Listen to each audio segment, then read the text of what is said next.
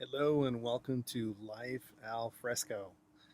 Today we're going out into the garden just to get a sense for what's blooming, what's fruiting, and what's available this time of year. It's currently middle of June here in Southern California, and hopefully you get a sense for kind of things that we like to grow and anyway, spending time outdoors eating. So these are some of my favorite fruit this time of year. A couple of unusual things to show you today. We're going to start first with black sapote. And hey, if it's something you haven't actually seen before, don't worry about it. It's a hard fruit to find, but if you can, I think you'll like it. Um, the black sapote comes from eastern Mexico. I understand you can also find it in other places in Central America and the Caribbean. My particular black sapote is a little bit different, and anyway, we'll have a look at it a little closer here in a second. So I tried to tell you a minute ago that the color changes. So on the right-hand side is one that is absolutely not ripe, and the one here on the left-hand slide actually just fell out of the tree and is definitely ripe. Um, let's have a quick look at it a little more closely. So you can see the skin has slightly spotted. If you look at the fresh, it becomes really dark. And if you kind of see what's going on this side, you can start to see how it's really, really oozy. This is a ripe one. Um, when you taste it, it has a slight citrus flavor. Otherwise, it's kind of bland. You can tell there's a lot of sugars in there. Um, it's actually something they use to make ice creams out of. One thing we've started doing with it is using it as a substitute in making banana breads or chocolate cakes. The most recent chocolate cake recipe that we really like is you basically, instead of adding oil, we add different kind of oil. We add walnut oil. It comes out amazing. So a little sugar, egg, walnut oil, flour. That's basic ingredients, and it makes an awesome cake. Your friends will like this better than even banana bread. It's that good. Other than that, yeah, ice creams, shakes, that kind of thing. Great use for black sapote. The tree itself right now is probably 30 feet tall. My understanding is these trees can easily get 70 feet tall. I actually take mine, I prune the heck out of the top of it so it doesn't get in the way. Solar panels, it's actually right next to my house. It's kind of one of those key presentation tree right in front of the house. A lot of times people will see it and they'll kind of wonder if I've got mangoes or something in the tree. As I kind of approach it now, you'll kind of see some of the fruit in that tree just hanging in there. It kind of looks like it might be mangoes. They are about the same size as smaller mangoes, but no, it's not a mango. This is a black sapote. This particular tree is really prolific. It just has tons and tons of fruit. So much fruit, we don't, in a good year, we wouldn't know what to do with all of it. We actually freeze it and keep it for making that banana bread kind of thing that I told you about. Um, that's a really good use for it. And anyway, we freeze it. So just put it in a little baggie. The fruit itself, you saw me squish it up there. We basically cut it in half just with your hands, if you don't mind the fact that it's pudding-like, or with a spoon, just pull out the seeds that are in there. I've seen anywhere from 4 to 8 seeds in these things. Maybe I'm counting a little bit wrong, but right around there. They're kind of elongated. You can pull them out, easy to find though. And then the rest of the fruit, try to pull the skin off or scoop out the flesh, and that's what I put in Ziploc bags and throw in the freezer.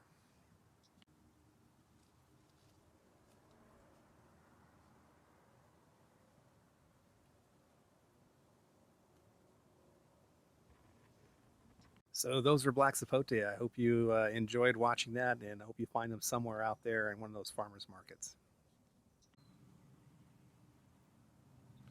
So next tree here, called cherries of the Rio Grande, or Rio Grande cherry.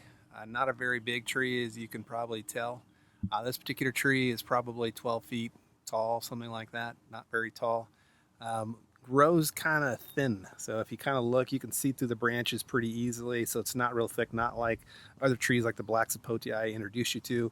But it gets a lot of fruit right around this June time frame. We're probably about midway through right now. You can see a couple of them growing here, on the tree, a couple fruit. We're going to sample these things now. Basically, the way you know they're ripe is they go from some of these lighter colors, green colors, to something a little darker. So let's grab one here. So Basically, what you have is this is a fruit that's basically ripe. They can get a little bit darker than this. You can tell from my fingers. This one's probably 3/4 of an inch in diameter. They get to about an inch in diameter. They have a really interesting green kind of leafy thing growing out of the bottom. For me, basically, that's the way I hold it. So you grab it this way, and then you can eat it.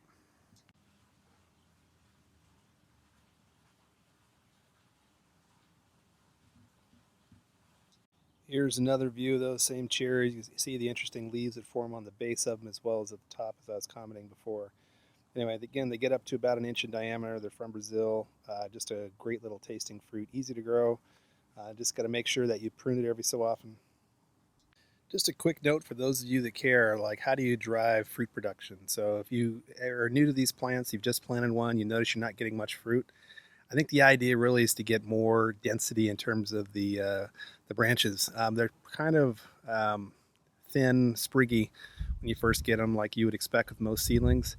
So what I start doing is I start cutting off, branches, and wherever I cut them, I've noticed they basically just they separate into multiple branches. So looking at this particular tree, this year probably going to cut off here, probably cut off here, something like that, and use that as a way to cause it to basically explode at that particular point. Same thing a little bit higher up. I mentioned this thing's about 12 feet high. I don't really want it to get any higher than that. So what I'm going to look to do is basically anywhere I can where there appears to be an opportunity to cut it at maybe 8 feet high, I'm going to do that. One thing you might notice is it kind of move over here just a little bit. What it's been starting to do, you can see basically here the density. So that's about an 8 foot spot. A year or two ago, that's where I cut it, and you can see how it just starts to branch. So I'll cut it again. I'll thin out those lighter branches and keep a few of the bigger ones, and hopefully then that'll become kind of a layering effect, and I'll get even more dense branches and therefore hopefully more fruit growth. So here we are with the fruit again, Rio Grande cherry or cherries of the Rio Grande. Pop it in. Mm. Small seed you can actually grow in their plant from that, kind of like you can with the black sapote that I brought in a minute ago. Pretty good. They're really sweet. They're kind of mildly sweet. When they come in a lot at one time. Hard to actually keep up with all of them, but they are pretty tasty. So coming out here during the day, just grabbing a few of these things, popping them in your mouth. Very tasty. Very good. Recommend you try it if you ever have the chance. Again, cherries of the Rio Grande. Really tasty. You could sit out here for a few minutes just kind of gorging on these things, or throw them in the fridge. They'll last for days, not much longer than that. They don't last that long. They kind of start to dry out and look kind of funky in the fridge, but otherwise pretty good. I imagine you could freeze them. They are pretty robust little fruit, but anyway, they don't last that long, so it's just nice to get out and eat them when you have the chance. Introducing you to another part of the garden here in June, things that are about to pop. So in this case, you can see these things. These are apples. These are Anna apples, and these Anna apples grow great here in Southern California. Kind of like, I don't know, Granny Smith, Fuji, somewhere in between those two things. Anyway, you can tell this tree is prolific. I should have pruned back some of this fruit. There is so much fruit, it's crazy. What I'm thinking is if I don't eat it, and I don't really have a problem with some of the moths that destroy the fruit, I'll probably press it into a cider. So you can see the way some of these fruit are going. It's just a matter of time before they're ripe. They're already starting to blush a little bit, so it's coming soon. So I'll be eating these things really soon. So anyway, here's an Anna apple, another thing in the garden. Let's see what else we might have. So have a look at this tree. Here's my lychee. My lychee or lychee is about 15 feet tall.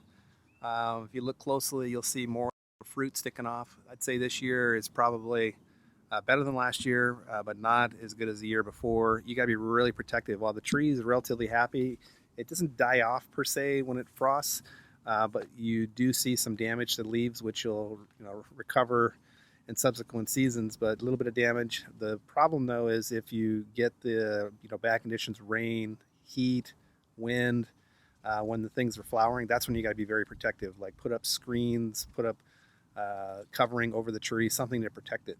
But anyway, I look forward to introducing you to that later. Probably late July is when things normally fruit, and I'll be able to pull off a few of these things. They look just like you'd see in the markets in Southeast Asia. They're wonderful. All right, one more fruit here for you. This one is arbutus or strawberry apple. not apple, tree. It's so funny. This is arbutus or tree strawberry. I don't know if you can see the fine texture on these things now. They got a lot of little bumps on them. I'm not a huge fan of this tree. I don't know how long it's gonna last. It is kind of a beautiful tree. The leaves are gorgeous. The tree itself is gorgeous. The bark on it is gorgeous. But the issue is the fruit doesn't taste good. So to us, or to me anyway, if I don't like the fruit, it's a weed, and we'll replace it. So well, we'll see. It's a beautiful tree. Should we do it? I don't know, but yeah, we'll see. So there you go. This is the arbutus or tree strawberry, and probably another month or so I will have red fruit. It's kind of pasty in terms of texture, which turns me off. Yeah, mildly sweet. There's some sugars in it, definitely, but anyway, just another unusual fruit. So I'm bringing you back now into my side yard here. What you're going to notice is there's a canopy above coming down a little walkway here. So basically where you're at is you're at my side of the house, proceeding to the backyard, and you're going to notice some strange thing. Not only is there a canopy, which is great, and I'll show you what that is in a minute, but off to the left here, you probably didn't hardly notice, but I've got an aquaponic system. So above are the grow beds. And at this stage, you can see one of the things I'm growing pretty successfully are strawberries. They're going nuts right now. They go from what you're seeing here, this size, in a couple days bigger. And then basically they go from there to turning red over just a couple of days. It takes almost no time for them to do that. So really happy with the strawberries. Growing a few other things you might notice. Here's something, I don't know if you recognize this leaf. For those of you that spend any time in sushi bars, that is shiso, so a Japanese mint leaf. Tastes really kind of interesting, great little accompaniment to some things. But anyway, there's a couple things going in my greenhouse. Above that, I talked about the canopy. So what do we got above the canopy? Well, I think something I've always liked, I saw it for the first time when I was traveling in Spain, is basically growing grapes from the canopy. Why not be able to just reach up and grab a bunch of grapes and pick them? Anyway, it's a great way to grow them. Also add shade to this southern part of the house, which gets lots of sun exposure. You can see the grapes are just going absolutely nuts. Here's another set of bunches over here. More bunches over here. More bunches. So a little bit insane right now in terms of what we got going. But anyway, that gives you an interesting idea. And it just has this nice effect in terms of things being shaded and growing. Also growing other stuff. You probably noticed here on the left-hand side. This is a banana tree. A little bit of a bright light there. But anyway, this is a banana tree. And, every year and a half, on average, I'm getting another bunch of bananas. So anyway, a few things growing. So you're probably wondering what kind of nasty plant this is. So this is the Kai apple. This is an African plant. I want to say South Africa, but I'm not certain on that. Again, Kai apple. They will form later in this year something that looks kind of like a small apricot.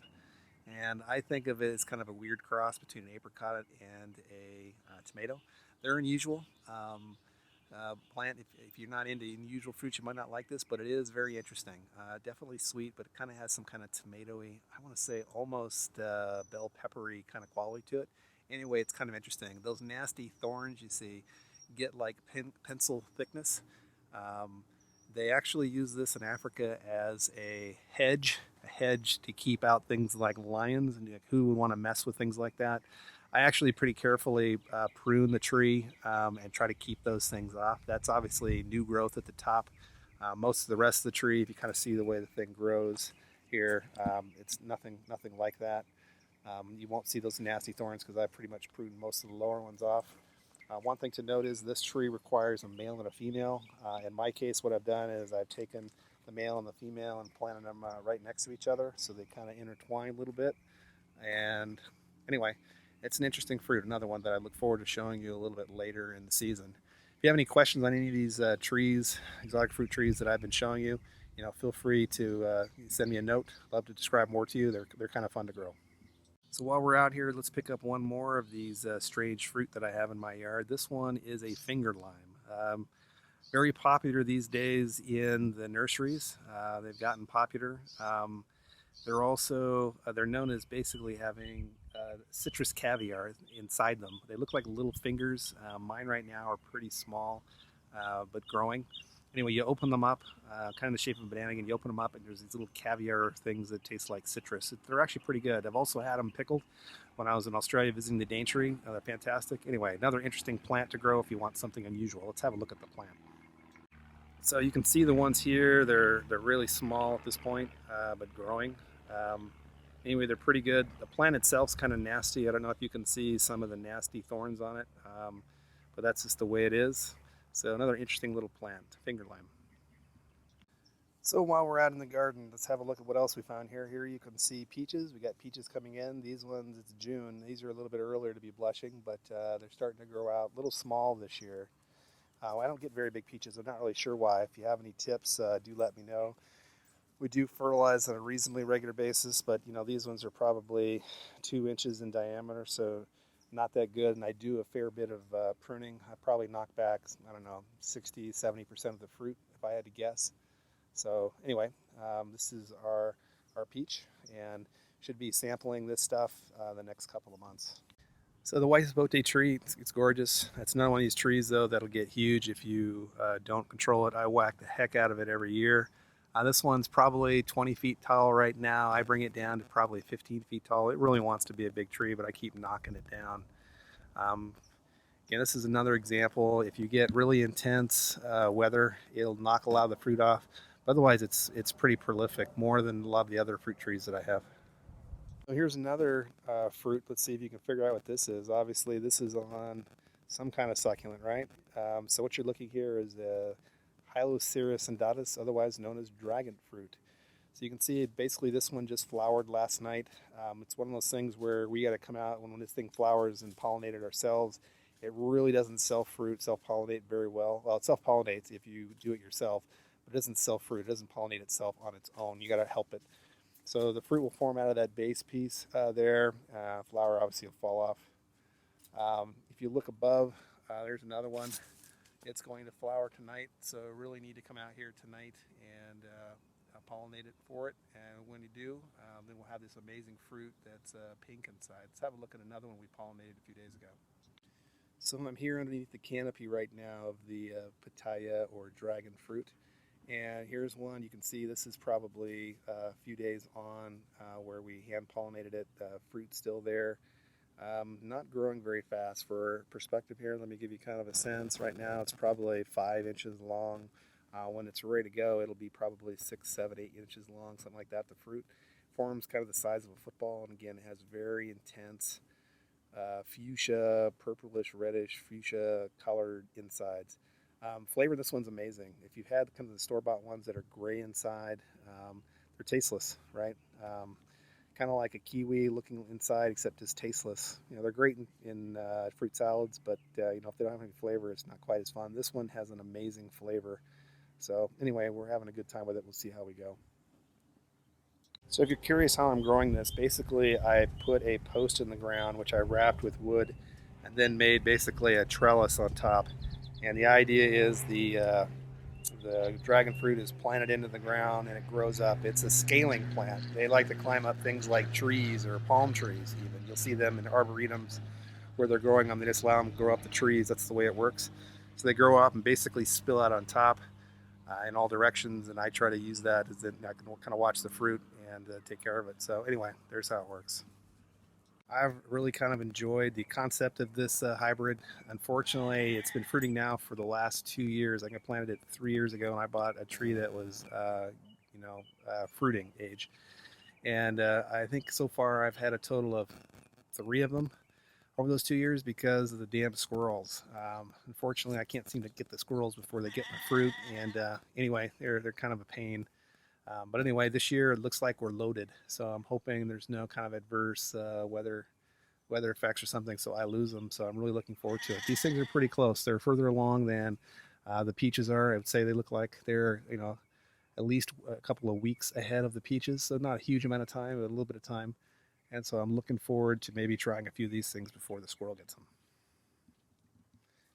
Well, keep finding more fruit. So here we go. In terms of the backyard, it's a good time of year, like I said. So here we go. This is a little blackberry. So we're gonna enjoy this blackberry here. I got a few more here to pick, obviously. We're kind of at the end of the season here, though. Plant, you don't see as many as there used to be. Just lots of green foliage, but that's okay. It'll be good next year. What do you think of that flower? So here we go. This is passion fruit, and we're gonna get a ton of them. You can just see there's a ton of flowers on this plant. Things that have already flowered, things that are about to flower. There's still, fruit on here, or fruit forming here in the background. Um, more fruit, more flowers. It's just an amazingly productive plant. It's a really happy plant. You got to be careful with it though. It is subject to pests. We had a huge scale problem. Here's a couple of passion fruit from a few weeks ago. So they go green like you saw a minute ago and then fall off. And then you let them kind of shrivel up, at least I do, and it seems to concentrate the flavor. I do it both ways though. As soon as they fall off, I open them up, but sometimes I like them like this too. Okay, one more thing in the garden here, and I think that's going to be a wrap for us. Another fruit tree. This is obviously a banana. Unfortunately, this banana is kind of fallen over, so I'm not sure it's going to go all the way to completion, but we'll see. It's forming bananas despite the fact that it's fallen over.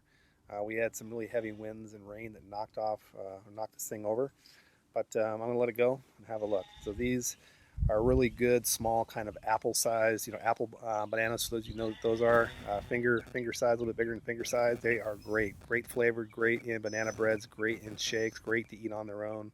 They're just great. So another example of what we're doing.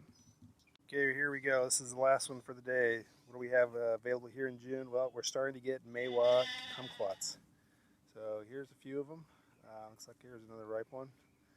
So I'll have a taste of this one. Let's try it.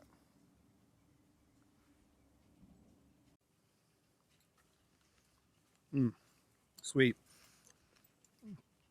As you could tell, I didn't even bother peeling that thing. No need. They are sweet. They are so good. Basically, you just pop in your mouth, eat them. That's why I like these ones so much. They're sweeter than the other one they called Nagumi, I think. Maywa ones are just awesome. So I think that's it for the day. I'm going to have one more of these as we call it quits. Anyway, I hope that you like seeing what's in the garden. Again, life al fresco. Great to be outdoors. Great to be in the open air. A lot of things to do outside, things to enjoy. Have a good day.